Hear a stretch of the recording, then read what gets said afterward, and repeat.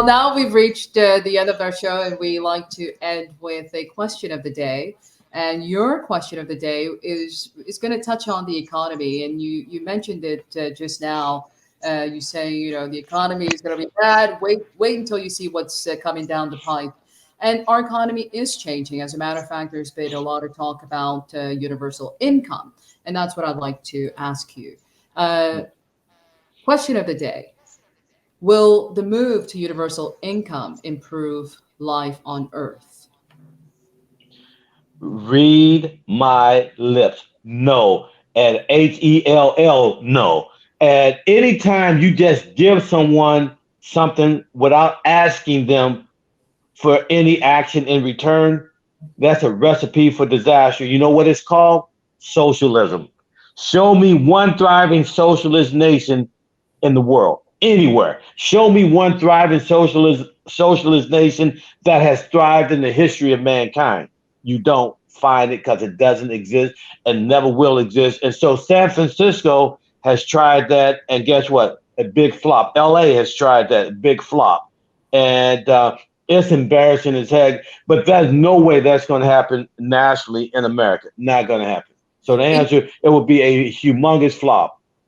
Even as we usher in AI systems that will inevitably take over some human functions and really push people out of the workforce, you still don't think that a basic universal income will help keep people afloat, and that it might be a good move. So that way, corporations still make their money because they'll be selling all these robots to people, and people get to spend more time being creative and doing other things uh, to help the economy because we'll have robots doing our things. No, no, no, don't believe the hype. This whole issue of AI, well, not only are we not only decades down the road, but what you're hearing portrayed by the future of AI today is not going to resemble anything like what's being talked about because number one, AI can never replace humans because you're going to always need that. Isn't it amazing that you still need humans to repair computers? You need humans to repair your cell phone. You need humans to repair your car.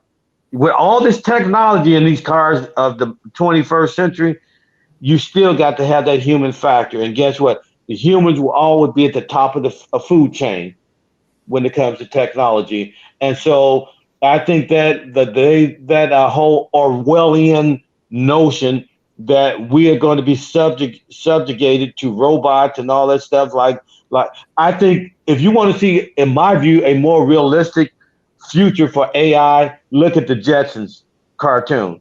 You have maids who clean your house who are robots, things like that. But guess what? George Jetson still had to fly his little space mobile. He was at the control. It was all computer generated. Like when you fly on a plane today, most of the takeoffs and landing are done by computer. But you still need that human in the seat in the case something goes wrong. And they can take the autopilot off, and that human pilot who got all these hours of experience can correct the ship. And so you're going to always need that human factor. So universal income, no. And the other thing is, with this proliferation of technology, people have got to be able to contribute something to our society. Mhm. And that means we're not going to go back to the assembly line system with the auto industry, but we're going to come to a hybrid where you're going to have the technology and the old muscle of the assembly line merged together. And it's going to be a human that's going to have to make sure the computer is doing what it's supposed to do. And when things go wrong, shut the line down and human interaction is going to have to intervene. Well, thank you so much, Raynard. This has been an absolutely fantastic conversation. I want to let folks know that you do have a book. I know you're working on another one, but they can get your current book, I think on Amazon or any place where you can buy books. Righting Wrongs: My Political Journey in Black and White. So No, no, no, no, no, no. You're a journalist. You didn't even read the title correctly. Righting Wrongs: My Political Journey in Black and White.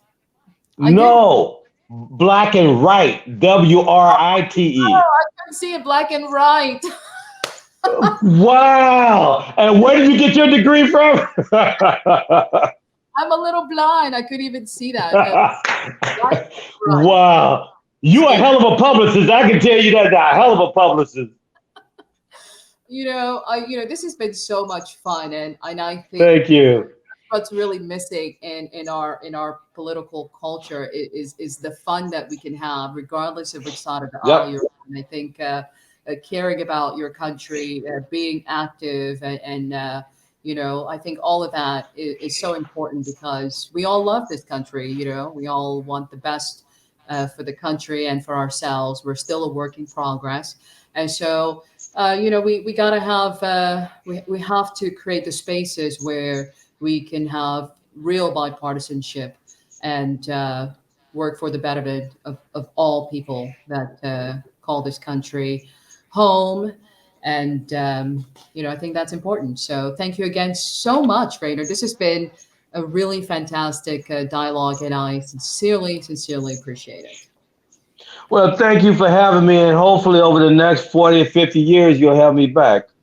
Uh, you're definitely coming back, especially as we get into the presidential election. So I can't wait where we can go back and forth, and you can tell us how wrong we are for not being Republican like you. You're fake news. You're fake news. Believe me, you're fake. You're 100%. You're fake news. Fake. Believe me, 100%.